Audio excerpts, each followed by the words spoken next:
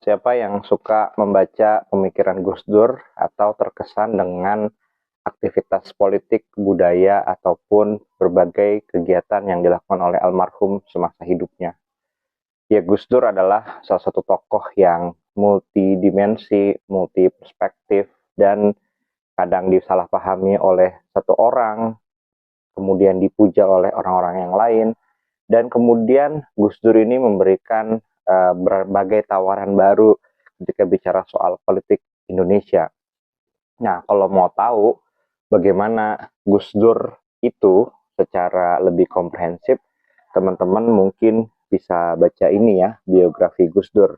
Jadi ini adalah biografi yang ditulis oleh Greg Barton, The Authorized Biography of Abdurrahman Wahid.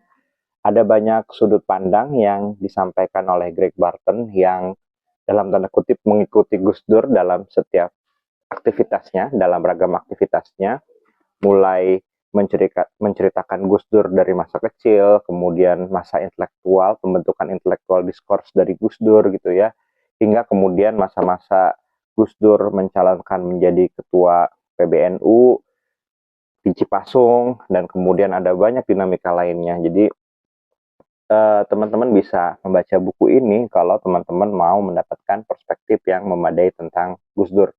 Nah, salah satu hal yang pernah saya tulis di NU Online adalah bagaimana Gus Dur terkait dengan kebiasaannya membaca buku. Jadi Gus Dur ini dibandingkan anak-anak seusianya itu membaca buku lebih banyak. Kenapa? Karena ayahnya adalah sosok pembaca buku yang luar biasa. Jadi di rumahnya itu tersedia beragam literatur, bukan hanya yang terkait dengan konteks keagamaan, bukan yang terkait dengan keislaman semata, tapi juga terkait dengan berbagai literatur dan referensi. Ada majalah berbahasa Arab, bahasa Inggris, dan bahasa-bahasa lainnya.